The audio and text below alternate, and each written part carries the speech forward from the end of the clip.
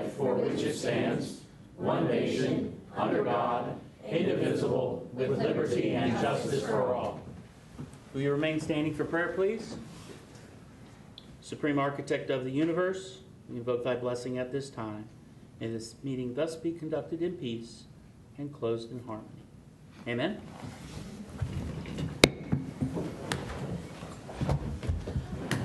Well, good afternoon and welcome to the public business meeting of the Allegany County Commissioners on Thursday, May the 15th, 2014 at 5 o'clock.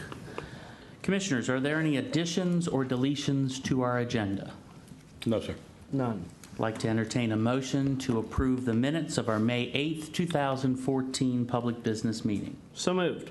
Is there a second? Second. It has been moved by Commissioner Brody, seconded by Commissioner Valentine. All in favor signify by saying aye. Aye. Any opposed? Motion carries. Under report of the President, Commissioners, we got some correspondence about a recognition that we did a couple weeks ago. And this is from Fenway Park, the Boston Red Sox. Addressed to Mr. Mike McKay, President, Allegany County Commissioners. Dear Mike, on behalf of the Boston Red Sox, I'd like to thank you and everyone in Allegany County for your recent efforts to recognize Lefty Grove. Here at Fenway Park, we always remind ourselves that we stand on the shoulders of those who precede us. Honoring great figures of our game's history is an important responsibility, and Lefty Grove belongs in an elite class of Red Sox legends. We are grateful for your efforts to keep it alive for Lefty's great legacy and celebrate the larger past of our game as a whole. Thanks again, Larry Lucchino.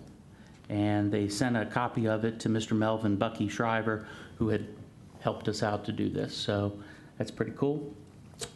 Dave, if we could maybe get that framed and get it on right next to the picture of Lefty there. And then if we could get a copy of it to get sent down to the Lonacone Library. And so it can be actually with his MVP trophy as well. So some good stuff. Thank you very much. Good stuff. Okay, Commissioners, moving right into the presentation part of our meeting. We're going to get a Delfest update.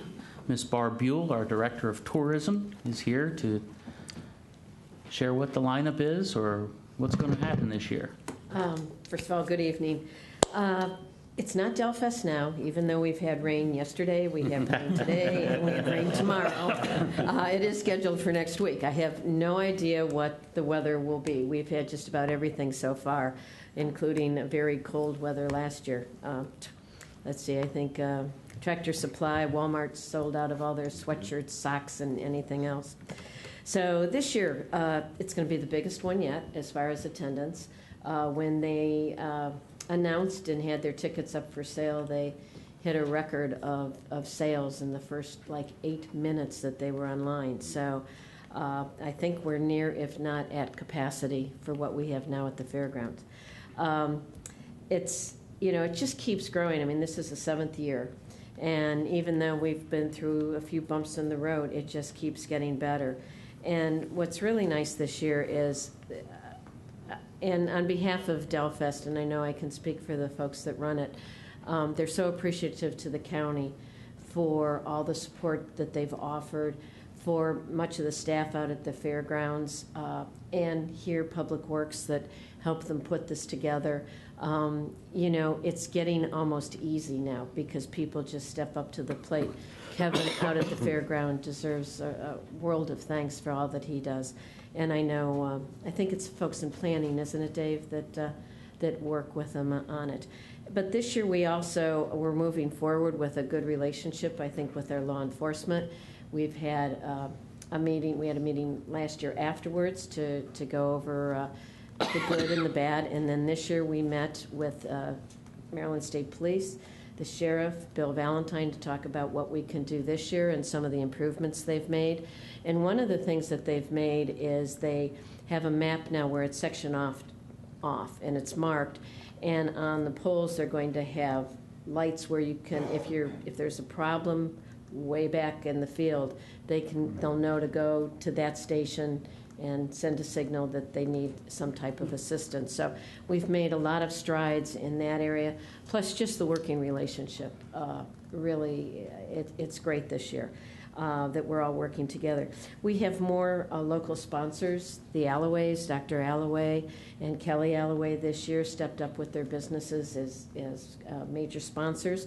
We now have local vendors, Popcorn in Paradise, Caparelli's, Queen City Creamery, etc. So it keeps getting better, and it keeps getting better for our community. We also have the volunteer group of the Delfest Foundation, the Del's Army, and then some of the sponsors that help out with equipment. Buck Belt, ever since day one, has been there with equipment, and they don't ask for anything in return. Connex helps with internet service at their ticketing. We have Allegany Aggregates, so always tries to fill in those low spots where water and mud seem to gather. So we're really looking forward to it. I'm not sure what else to say, and I've got to be honest, even though I absolutely love Delfest every year, I'm not that familiar with some of the bands. So, but from what I've been told, they just keep bringing the bands that the people want to see. So, are there any questions at all? There are still day tickets available, and this year, one of the other changes, they're going to be doing their ticketing at Allegany College, and they'll be inside in case they're... This year it'll go fine, because we've made every provision possible for rain, sleet, snow, hail, so they'll be indoors there, and we have everything set up at the fairgrounds, so I'm sure that we'll have good weather, but that's where they'll do the ticketing. Maybe you got the email. I went ahead and I emailed Dell and asked him, I was practicing, and if he needed a warm-up act, anytime I was available, Friday, Saturday, or Sunday. And I haven't heard back from him, but I know I did. I think it's 3 a.m. Monday morning. Your I'm schedule? up. Yeah, you're That's you're my there. schedule. You're there, yeah. And whoever might still be hanging around, they'll be there to cheer you on. Well, that'll work out well. So if you haven't been to Delfest, it's probably not what a lot of people expect. It's very family-oriented. Lots of kids are there. They have workshops for kids. They teach them hula hoop, art, etc. They have a parade every morning. And the music is varied. It's a wide variety of music, something for everyone there. And they have 2 stages. So if you've not been there, it's definitely worth at least taking a day over Memorial Weekend and checking it out. And Barb, I wanted to make one point.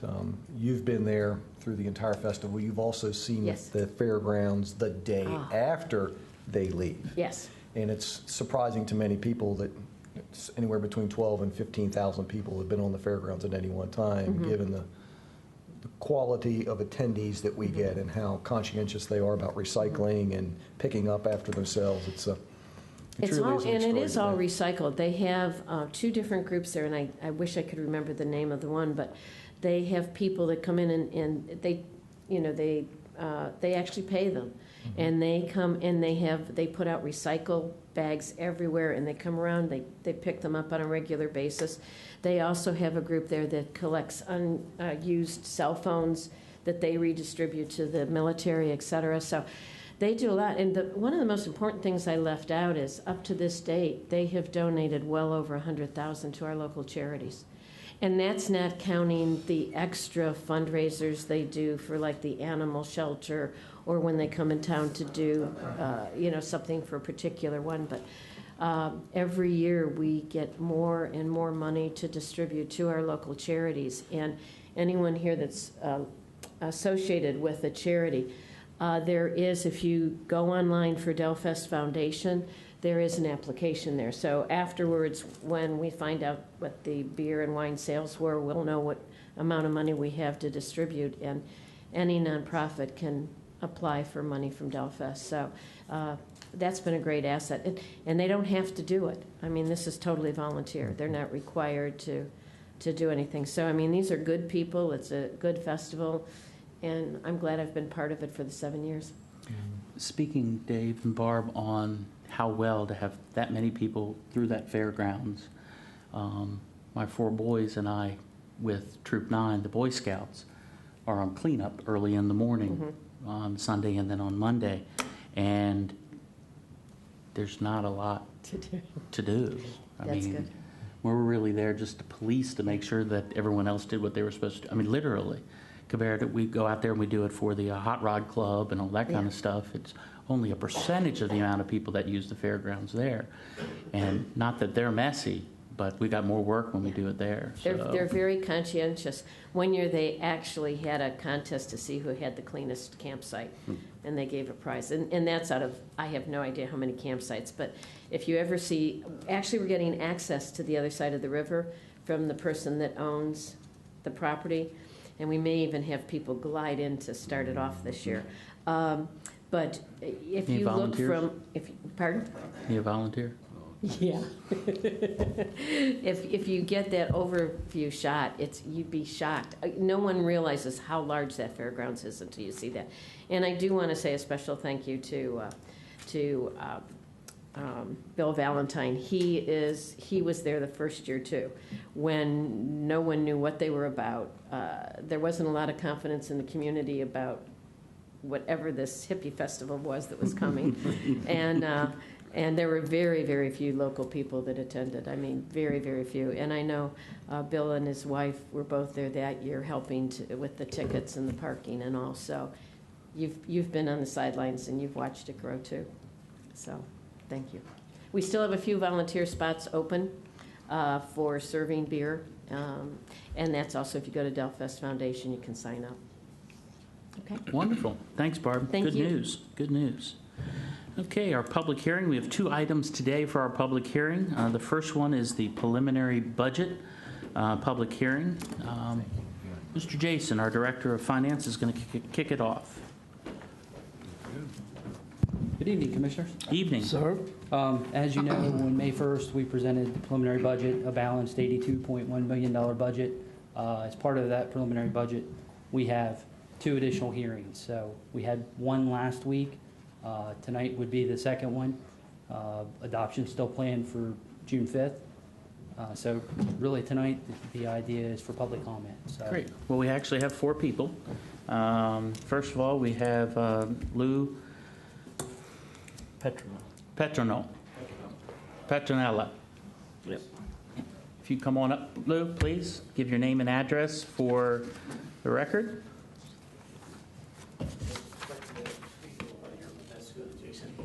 Keep it quick. Good, yeah. My name is Louis Petronella. I live on 1008 Arizona Avenue in LaVale. And it's a pleasure to speak before you, gentlemen. I represent 210 members of the Allegany County Support personnel. This unit consists of secretaries, technicians, instructional assistants, clericals, and parent coordinators. We come to you today, we have already ratified and signed an agreement with the Allegany County Board of Education for an increase of 1% cost of living. So this is unique. We haven't done this before. This is the first time I think we've come before you with a ratified, signed, negotiated agreement. We expect you to honor this negotiated agreement that we entered into in good faith with the Board of Education. As a matter of fact, Commissioner Valentine, in an interview for election 4 years ago, when we interviewed you for the candidacy, you stated you would honor negotiated agreements between the Board of Education and the unions. And we expect you to hold you to that commitment at this time. More than half of our members, unfortunately, have not had a pay increase for 3 years, while facing increases in health insurance and other additional costs of living that we all face on a daily basis. As you know, I think our ability to attract employment opportunity to this area is directly proportional to the quality of education of our school performance. So therefore, it is with all sincerity and humbleness that we ask you to fully fund the Allegany County Board of Education's request for funding. Thank you.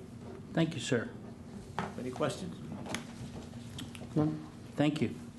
Next, we have Mr. Evan West.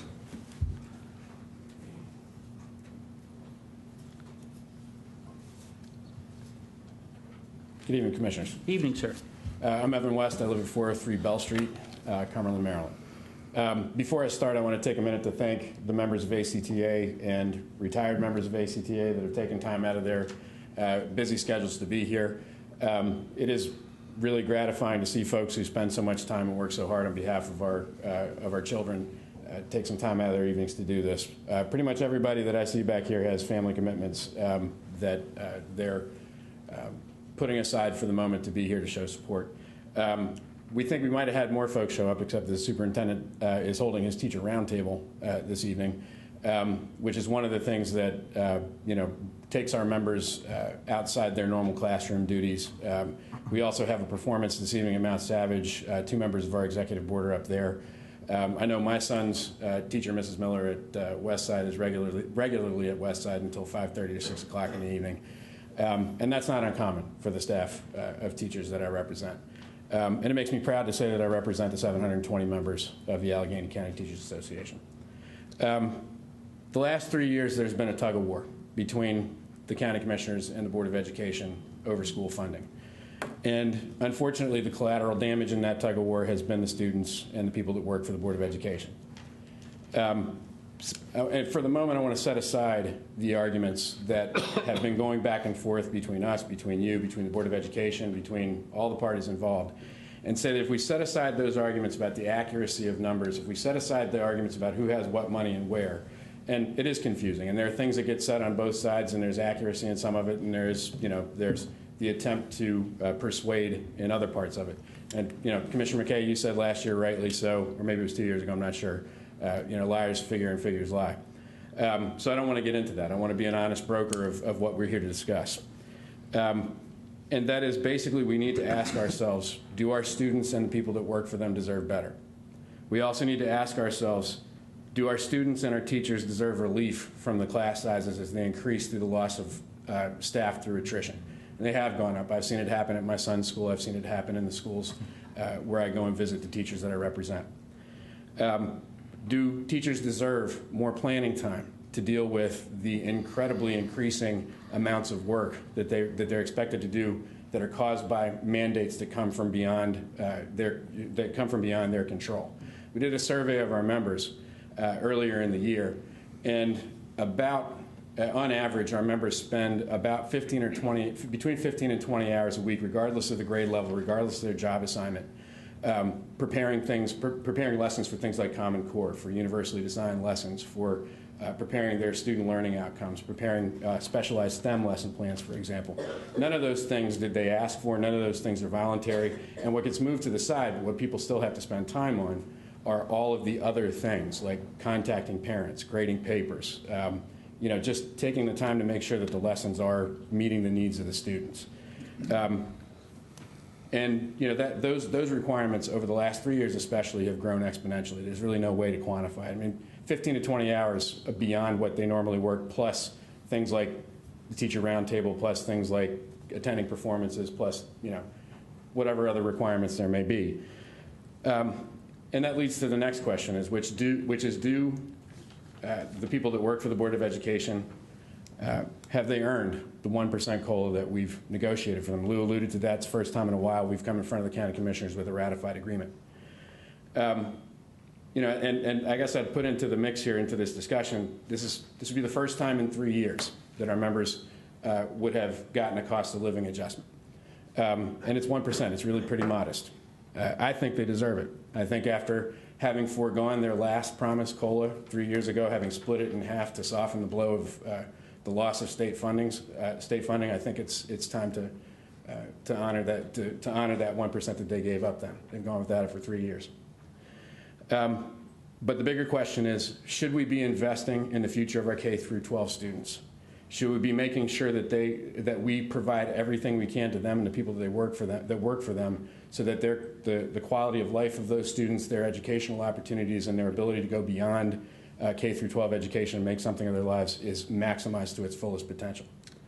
The answers to these questions probably seem obvious, but that's why I'm here to plead for that. I'm here to plead for you to fund what the Board of Education requested, because at the end of the day, regardless of what where we are and whose numbers mean what, you're really our last resort.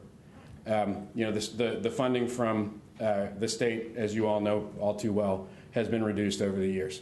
And now we're looking at reductions from the county level. And that, it's demoralizing, to say the least, under all of the other stressors that people have to deal with, to have to think about, maybe I'm going to be teaching a larger class. Maybe I'm not going to have the time to prepare the lessons I have, because, and I maybe didn't make this connection clearly enough before, but the loss of positions through attrition leads to a reduction in the ability to have as much time as people need to have to plan and to do their work, because there are fewer people being asked to do more work. And it leads to a natural tension in the school system between the job requirements and what time people actually have set aside to plan. There are always going to be infringements on that because people are trying to do more with less. And again, like I said, we come to you hoping that you're ready to acknowledge the hard work and the sacrifice that our members put in by funding what the Board of Education has requested. I also want to say, I feel like it's time, regardless of what happens in the upcoming elections, for us to look for a way to do away with this power struggle, to do away with the tug of war, for us to be able to sit down and collaborate and come up with a way to fund schools where they need to be funded. Part of the problem for us is that, we talk to county commissioners, we hear this from county commissioners. We talk to Board of Education, we hear this from the Board of Education. I think it would be helpful if we were all in the same room, we could hear what the discussion is in an informal, collaborative way. And ACT is ready to be part of that process, and we hope you are too. Thank you. I think that was Evan. I think that one of the things that was talked about, that maybe the state needs to maybe give the Board of Education funding power, and then they could then. I'm not disagreeing with that. So, and that may be what the discussion is next year, to take that to get other people downstate to talk about. There are all kinds of. It's an interesting. I want to sit down and have a conversation with you, okay? Yep.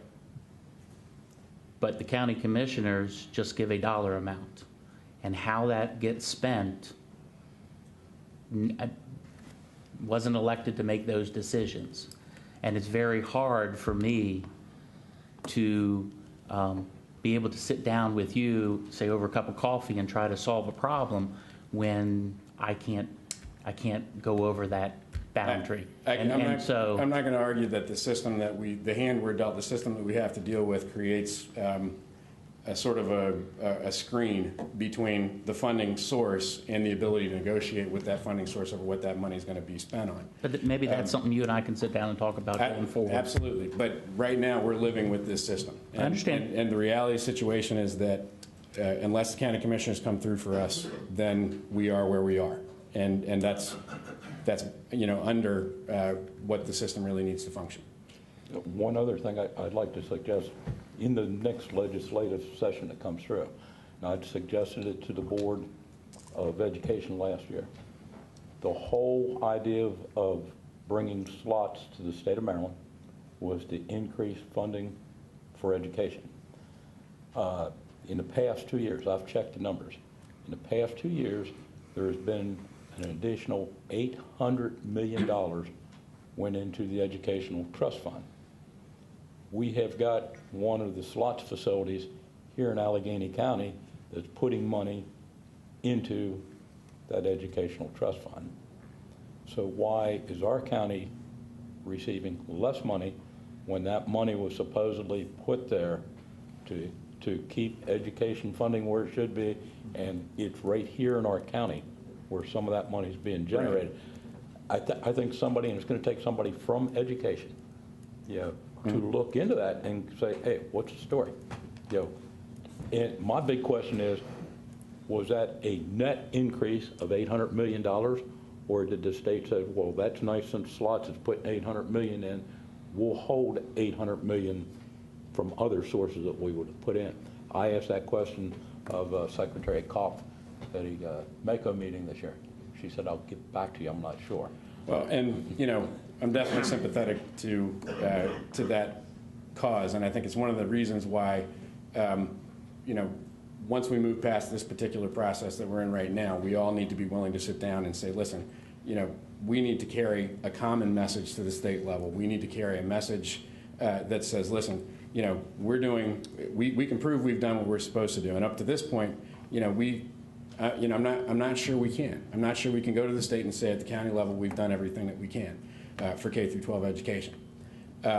And I think it's definitely much stronger, and this has been the case in Garrett County. It's been my experience in Garrett County that when we've gone to the state and said, for example, look, we need held harmless from the cuts that are coming due to loss of enrollment, the state turns around and looks at us and says, what did you do at the county level? They say to the county government, what did you do at the county level? And their commissioners have said, yeah, we've put in above maintenance of effort for the last 3 years, and we're willing to kick in another, I guess it's going to end up being about $1.5 million this year. And so I want to be able to help take that message. I want to be able to collaborate. I want my people to feel like they have a partner in county government. And so that would help us if we could get to that point. It would help us be able to carry the flag together. Now, the best way is to reference Article 8 of the State of Maryland Constitution, which says that it is a state constitutional mandate that the state takes care of education. And so we need to work together for that. I agree with that. Thank you. Thank you. Thanks, Evan. Mr. John Reschlein. Welcome, sir. Thank you. That's the size notes I like to see. Actually came from my coat pocket. It's a long story. I'm John Rushline. I live at 13301 McMullen Highway, Cumberland, Maryland. I'm not a frequent flyer to the commissioner meetings, and I understand that this is a hearing. So I'm going to ask, if I might, and if I can't, you just say, no, you can't. But I'd like to ask if I could just ask a couple of questions, not particularly of the commissioners, but more of the folks that are here tonight. It's actually asking the commissioners, so it's a hearing with us. So it's not necessarily. Okay. Well, I look around. Here's what I want to say, Mr. McKay. I look around. I see a lot of young people here tonight, and I don't know that that's typical to your meetings, is it? Actually, it is. Oh, that's good. That's good to hear. Actually, we I'm normally curious- have 3 to 4 K through 12 kids. 3 to 4. Well, three- it looks three like to we four. have a few more than that, but that's nice. That's great. What I'd like to know is how many of them are from our Allegheny County Public Schools? You might, with a show of hands, let me know. Oh, that's great. How many are going to graduate this year? Oh, how many have a little more time to do? Get a better education. Isn't that great? Young people, this time of year, I just get excited. I go see them get all ready for the prom. I go to their musicals and their auditoriums, and fabulous, fabulous jobs. See their music programs, do just grand work. Pick up the paper. I see they're getting scholarships. Pick up the paper. Allegheny High School. How many here are Allegheny graduates? Or Allegheny students? Oh, you've got a lot to hold up. 27th in the nation, cited by a major publication. Allegheny High School ranked 27th in the nation. Wonderful. We have 3 blue ribbon schools. Isn't that great? 3 blue ribbon schools. And I know when you ran for the Board of Education, for the to be county commissioners, you wanted our county to keep going in that direction, keep being outstanding schools. I know that, or otherwise you probably didn't want this, because I'm sure your job leads to many headaches. I'm absolutely certain of it. But for the better of the community, you sought office. Now I have a question for you, Mr. Bennett. You cited how much money is in the proposed budget, and I think that's nice. What was $82 million? $82 million, that's a lot of money. And a lot more money than I'd ever hoped to make. Is there a reserve balance, Mr. Bennett? Absolutely. And what is the reserve balance? Approximately $19 million. Approximately $19 million. What is the reserve balance? Is that kind of like a rainy day fund? And more, yes. Okay, so my appeal, gentlemen, is that I understand the county's not being real successful economically right now. I think you had cited that we got a little less income, isn't that right, Mr. And that was from income tax, is that right? So my appeal to you is to go to the reserve fund. I think it's raining now. I know very well it's raining tonight. But see if you can't come up with a few additional dollars into the Board of Education budget such that you could fund our negotiated agreement. The board needs the money, otherwise they will not be able to fund our negotiated agreement. And if they can't do that, what happens, as you gentlemen well know, we cannot maintain this level of success. It's just like maintaining a house. It's got to be done annually. You can't say we'll catch up with that in a few years. It has to be taken care of. And our students are students just one time through the school, and they need to get the best that we can give them. Now, our teachers are knocking themselves out. We have a lot of success to point at because of their hard work. I'd appreciate it if you could help us continue to be successful in that manner. I understand that you do have some pension disparity money, because I know that, we teachers get expensive because of our pension, but that the state has, I've heard some complaints about the state not coming across with money, but the state has given us some disparity money. Is that right? Unfortunately, not enough to fund the full bill we get. Have you received that bill yet? Yes. The Board of Ed gets it, $1.8 million. Okay, I thought you were saving it forward for in the future years. Well, you're reserving some. Pardon me, my hearing's not good. You are reserving some? For the future. For the future. So they have funded it fully, haven't they? No. We only get $1.6 million in disparity grant. And how much do you have reserved for the future? No, we only get 1.6 this year. The bill is 1.8, so we come up short. We're reserving our own fund balance to cover that in the future. From the county? Mm-hmm. And is that in that $81 million? No, it's not part of that. It's part of our reserve. Part of the reserve fund. So part of the reserve fund will be going to the pension fund. Okay, just trying to get that all straightened out. Yep. But I do understand that you do have a little bit of money there in that reserve fund balance. Is that right? For good reason. Yeah. Okay. That's my appeal to you, gentlemen. I hope you can look at the budget as you have, and I know you have, and maybe make that consideration on our behalf. Thank you. Thank you, John. Claire Romaine.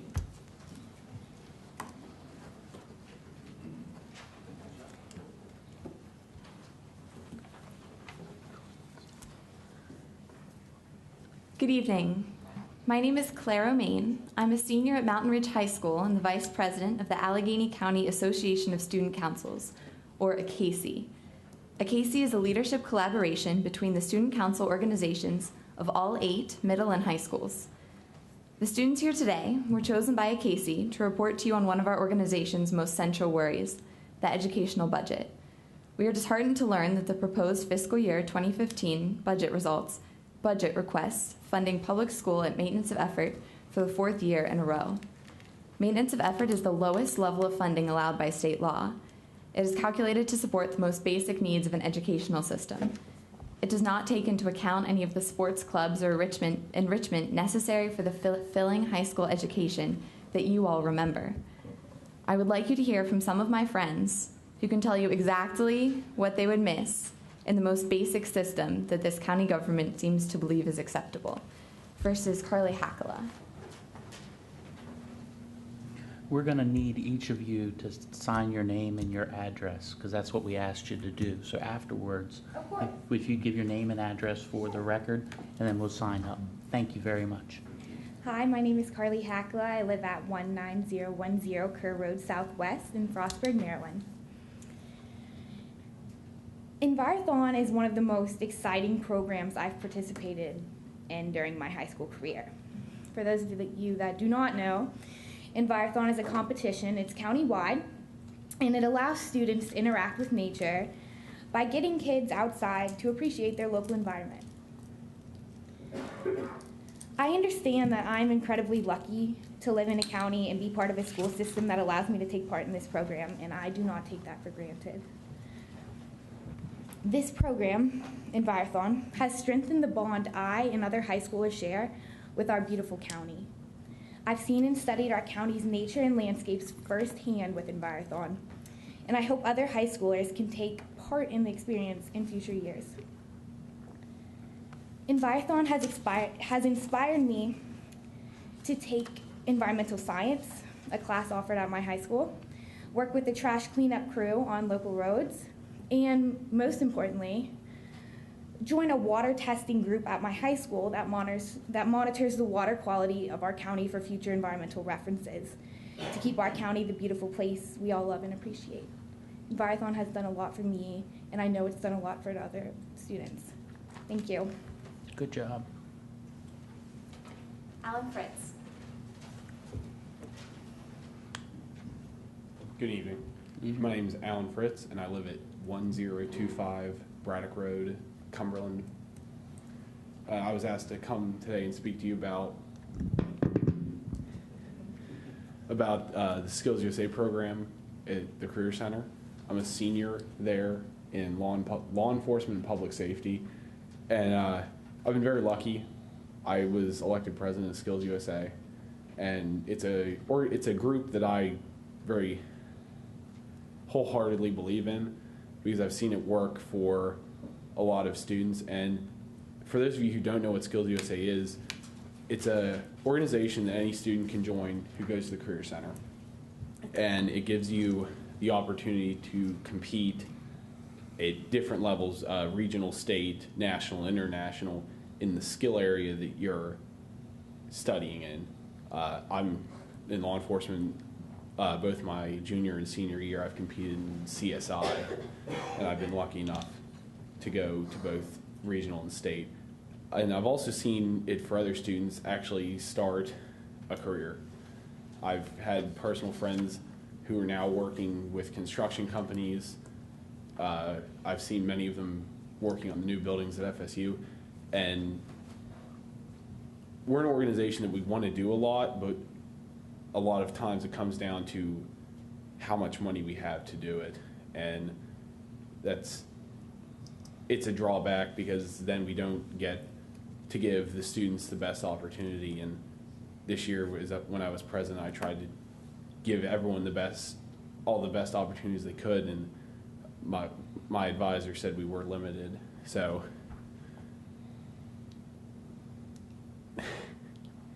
it's a program that I would not like to see go away because it's a good opportunity, and it gives a lot of students stepping stones that they wouldn't normally have into the workforce. Thank you. Thank you, sir.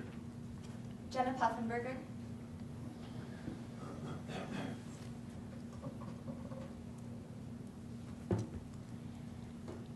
Hello, my name is Jenna Puffenberger. I live at 6 Cregan Lane in LaVale.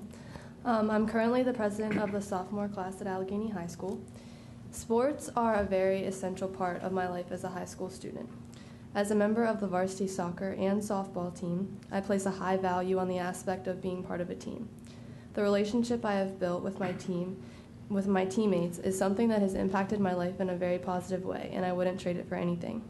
I would definitely consider my softball team like my second family. Many priceless memories have been made on those extremely hot days of team bonding at Livy's after practice. Working with my team to win games, accomplish our goals, and finish a Sunday from Livy's is as much fun as it is rewarding. High school sports has given me many valuable skills, such as dedication, determination, and communication. These are people skills that every teenager deserves to have the opportunity to gain before they have to brave the world as an independent adult. Thank you. Ashley Parker.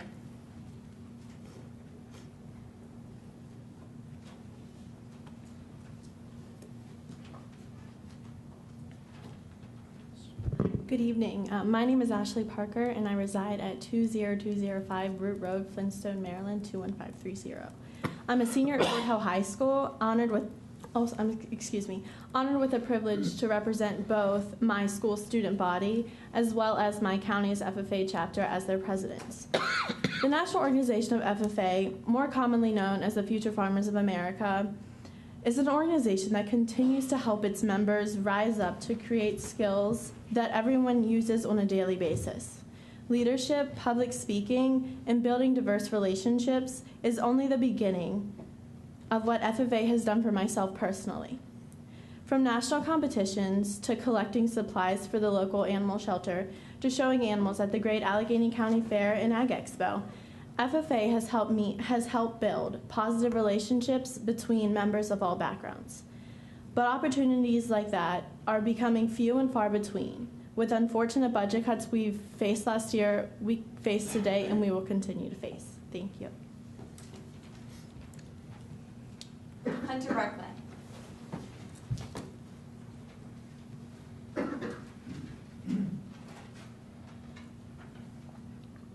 Good evening. My name is Hunter Barclay, and my address is 19310 Lower Consul Road, Frostburg, Maryland. I am a junior at Mountain Ridge High School, and I am currently also the president-elect of the Allegheny County Association of Student Councils. While I realize that these extracurricular activities that were previously mentioned are very important, the main purpose of our educational system is academic development and progress. I have been enrolled in Allegheny County's public schools since I was in kindergarten when I was about this tall. During the past 12 years as a student, I have been exposed to many great educational opportunities. One of these great opportunities is taking advanced placement classes. Advanced placement classes, which are commonly known as AP classes, allow for students to take college-level courses, and students can receive college credit if they pass the final exams. By taking these classes, I have been able to earn introductory level college credits in subjects ranging from political science to psychology. If I pass the test that I took during the past 2 weeks, I can graduate with over 30 college credit hours already under my belt. These classes have not only allowed for me to grow intellectually, but these classes have saved my parents thousands of dollars. And these classes have helped me to realize that affording college is possible. In order to maintain an educational workforce in Allegheny County, we must invest in our students.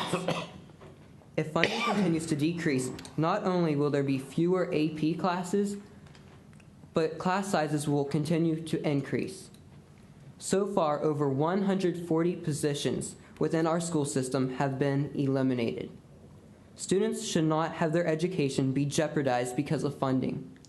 If our students are expected to exceed expectations, shouldn't our funding exceed the minimum expectation? Thank you. Thank you, sir. My address is 19213 National Highway, Frostburg. The Board of Ed has been forced to tap into an important emergency fund balance in order to keep these programs, as well as our pre-K system, alive through the past 3 years of maintenance of effort funding. That savings account will be depleted to $6 million by June.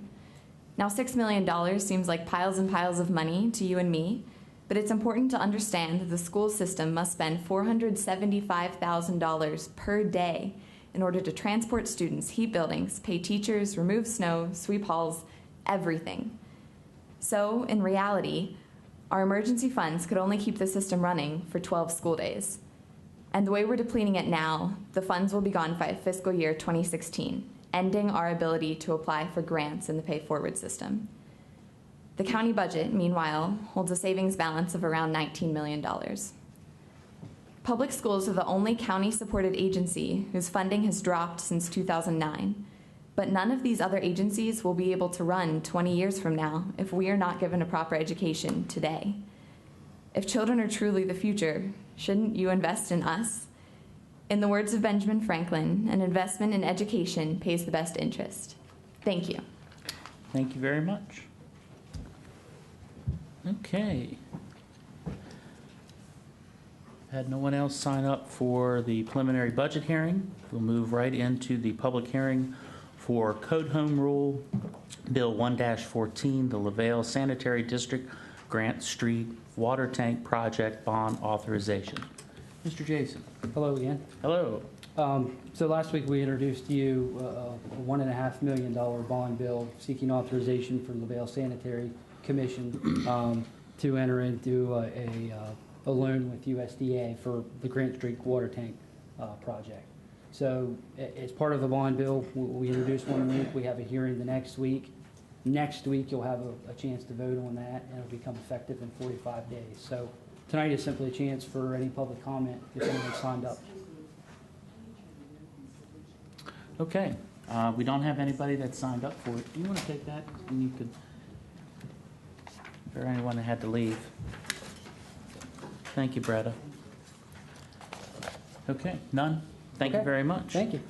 All right, Commissioners, moving into our action agenda. Item number 4 is the fiscal year 2013-2014 Hazardous Materials Emergency Preparedness Grant. What did I warn you last week? I said, please, no severe weather emails. And what have you done? I really tried. You need to talk to the National Weather Service. Yes, ma'am. That's all I can say. That's who I'll talk to. Well, anyhow, Commissioners, Ms. Lee is here, our Emergency Management Division Chief, to shed some light. Yes, sir. We were able to request and acquire some additional funding to perform a commodity flow study in the county. So far, we've completed 2 sites. We want to do a 3rd site because that will give us a larger, better overview of what is on our highways.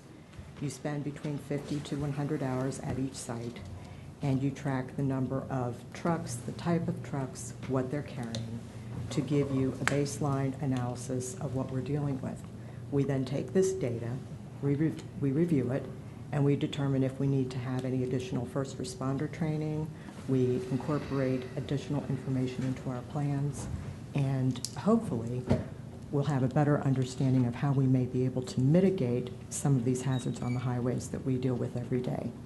So we request signature on the MOA to acquire the funding. Okay. Commissioners, any questions? Nope. All right. I'd like to entertain a motion that we have the Board of County Commissioners to authorize the President to sign the memorandum of agreement with the Maryland Emergency Management Agency for fiscal year 2013-2014. Is there a motion? So moved. Is there a second? Second. It has been moved by Commissioner Valentine, seconded by Commissioner Brody. All in favor signify by saying aye. Aye. Aye. Any opposed? Motion carries. Mr. Everly, what is on our consent agenda this evening, please? Commissioners, you have a single item on your consent agenda this evening, and it relates to the Braddock Stream restoration project that we would like to go to bid on. Okay. Gentlemen, I'd like to move that we accept our consent agenda. Is there a second? Second. It's been moved by Commissioner McKay, seconded by Commissioner Brody. All in favor signify by saying aye. Aye. Any opposed? Motion carries. What might be on your desk, sir? Commissioners, we opened bids this week for asphalt and crushed stone and the fire and EMS financial accountability study. And I'm looking forward to getting staff reports back in the near future so that we can take formal action in granting those projects. Okay, good. And may I have just a few more moments, please? Yes, sir. All right, thank you. Jason, could you come back to the podium for a quick second, please? And I want to thank Evan West for his comments this evening related to figures, statistics, and what have you. But there was a newspaper article that did appear this Wednesday in the Cumberland Times News by Mr. Larry, who is here this evening. And in that article, it was reported that information was presented at a Board of Education meeting earlier this week that showed that the county was providing additional funding this fiscal year over last fiscal year to Allegany College of Maryland, the Allegany County Health Department, the Library System, HRDC, and the Emergency Services Board. For the record, our 2015 proposed budget, Commissioners, includes no increases for Allegany College of Maryland and HRDC. Our budgets for these 2 agencies is identical to what was approved last year. For the record, our budget does include an increase of $113,000 and change to the health department. The majority of these funds to that agency directly relate to the mental health program that you agreed to fund last year, and the vast majority of those funds are for that mental health program, which is in place to support the Board of Education. The draft budget does include an increase over last year for both the EMS board and the library system. The EMS Board, the proposed budget includes an increase of $5,000, and for the Library Board, $7,500. The article also referenced that the county's appropriation in our draft budget was $27.6 million to the Board of Education. The number that's accurately reflected in our draft budget includes an appropriation of $29,418,000. And Commissioners, much of what we're hearing tonight is the direct result of the conditions of an economy that, in spite of what you hear from Washington, is not improving. And the bellwether for us, as we had publicly stated several months ago, is the direct loss of income tax revenue, and our projection for that this year is a negative $858,000. That's huge for us. That's a 3% decrease in a fund revenue source that we were hoping would stabilize over time, and it has not done so. Commissioners, several months ago, you took formal action to address the position of the county's fund balance, which was brought into question earlier this evening. And Jason, I'm going to put you back on the spot here, and we're going to talk about that fund balance. Sure. We have to maintain a fund balance because if we don't maintain a fund balance to a minimum standard, which is recommended by the Government Finance Officers Association and GASB 45, that impacts the county's interest rate. Am I correct? Absolutely. Okay. Let's identify for everybody here tonight and enter it into the record in terms of that fund balance and what it means. So the fiscal year 13 unassigned fund balance that we had was actually 17.9 million. When you take some of the other reserves we have, we're closer to 19 and change. What GASB and the GFOA both require is a minimum of 2 months operations to be held back. The bond raters look at this. Any prudent person would keep 2 months worth back for when times get tough. We've done that. In fact, we had an excess of $3.8 million.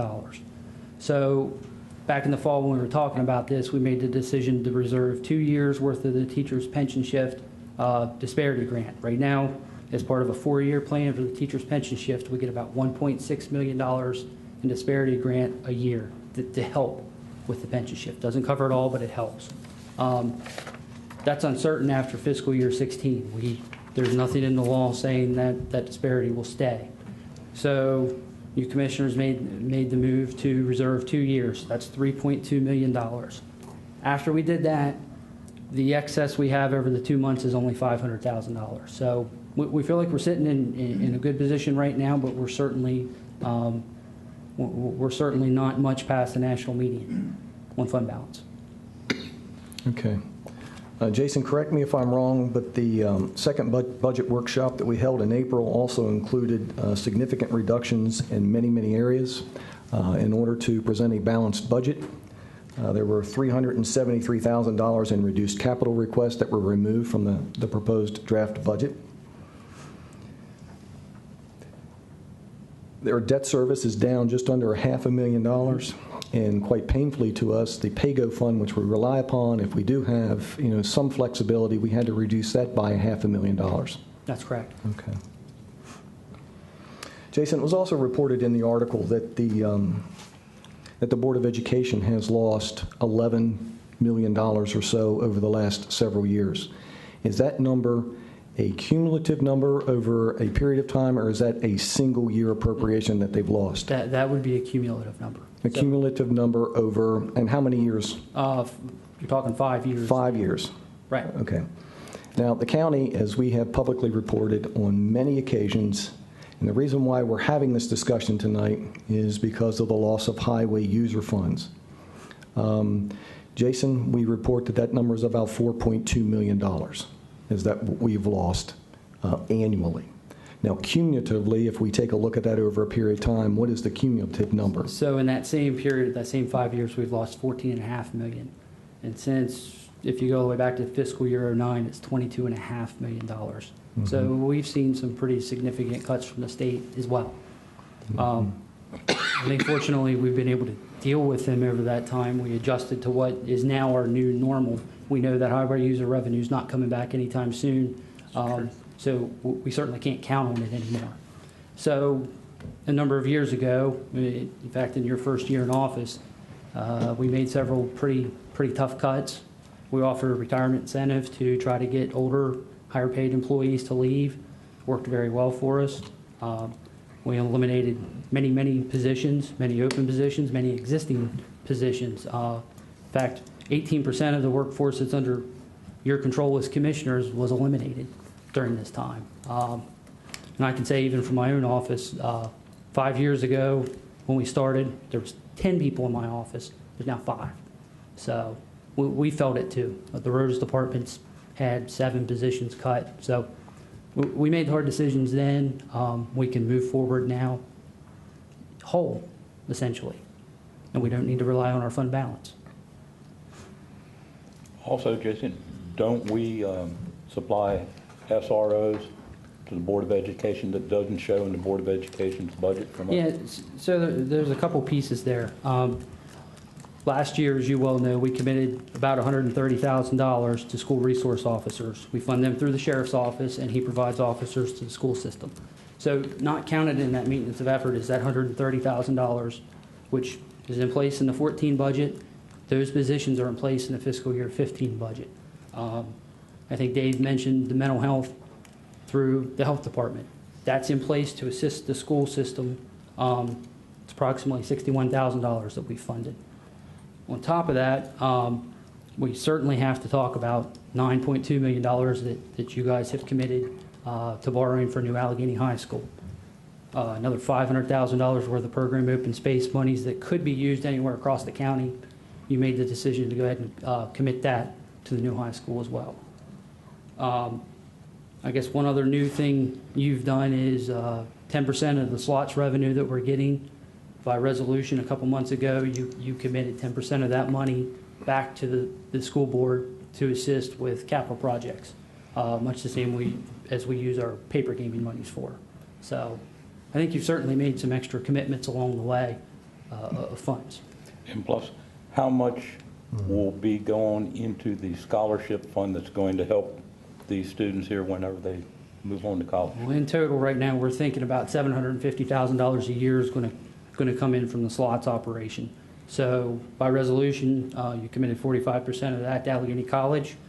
For Allegheny County residents, 25% to Frostburg State University for Allegheny County residents. So 70% of that money's been committed to those 2 institutions for Allegheny County students. And another 10% has obviously been committed for capital projects at the board. Thank you, JJ. Absolutely. Okay. Mr. Rudd. I have nothing. All right. Commissioner Brody. I actually have nothing to say right now tonight because I'm still taking a lot in and I have another meeting to attend just shortly. So, Commissioner Valentine? Just real quickly, looking forward to another Dell Fest. I work as a greeter for Dell Fest. We check the people in, put the wristbands on, and it's very interesting to see how many states are represented by the license plates on the car. Last year it was 41 different states. People were driving to Allegany County from Washington State. We saw one car from Alaska last year. I mean, it's really amazing how far away people are coming for that concert. And if you've never been to Dell Fest, I would suggest you attend Dell Fest just once. You'll find it's nothing what you would imagine. It definitely is a family-oriented music festival. Okay, wonderful. I'd like to thank the students for being part of the meeting. Thank you very much for doing so. You did a great job. Remind everyone that our next public business meeting will be Thursday, May 22nd, 2014 at 5 o'clock right here in room 100. And to remind everyone to see the news release about our fiscal year 2015 Allegheny County budget schedule as well as our government schedule. And to remind everyone about our 2014 comprehensive plan public hearing continuation. Thank you very much for participating in your government, and we hope you have a nice evening. Thank you.